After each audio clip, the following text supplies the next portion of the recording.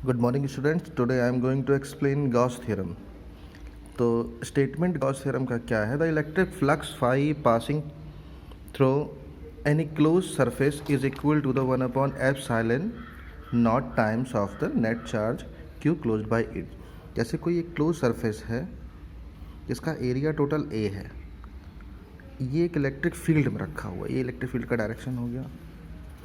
तो इससे जो टोटल फ्लक्स पास होगा, यानी टोटल इलेक्ट्रिक फील्ड लाइंस जो पास होंगी, है ना, टोटल फ्लक्स, वो गॉस थ्योरम के अकॉर्डिंग किसके इक्वल होगा? जो चार्ज आपका होगा क्यू, जो चार्ज आपका होगा क्यू, उसका 1/एप्सिलॉन नॉट टाइम्स, यानी Q/एप्सिलॉन नॉट। ये हमें प्रूफ करना है, ठीक है। तो प्रूफ देखते हैं कैसे। कंसीडर करते हैं कि एक क्लोज सरफेस है, टोटल चार्ज Q है, इससे स्मॉल r डिस्टेंस पे हम एक एरिया एलिमेंट इसका ले लेते हैं। तो एरिया एलिमेंट का डायरेक्शन आप देखेंगे रेडियस के अलोंग डी ए वेक्टर हो जाएगा। ये इलेक्ट्रिक फील्ड का डायरेक्शन है, एंगल आया थीटा। यहाँ आपका सॉलिड एंगल बनेगा डी ओमेगा।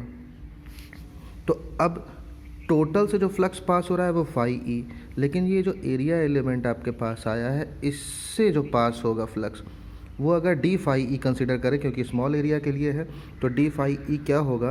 वेक्टर ई और वेक्टर डी ए का डॉट प्रोडक्ट होगा, क्योंकि फ्लक्स आपका क्या हो जाएगा?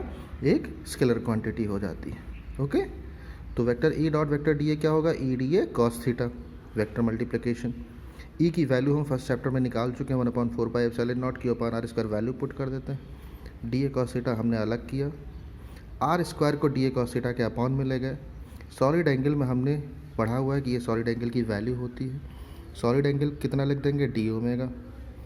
अब क्योंकि ये केवल इस एरिया एलिमेंट के लिए फ्लक्स आया है, हमें पूरे एरिया से निकालना है, तो इंटीग्रेशन कर देते हैं। क्लोज सरफेस का इंटीग्रेशन के लिए क्लोज यहाँ सर्किल लगा देते हैं, एक क्लोज सरफेस का इंटीग्रेशन का साइन। तो Q/एप्सिलॉन कांस्टेंट बाहर हो गया और इंटीग्रेशन आपका डी ओमेगा का हो जाएगा।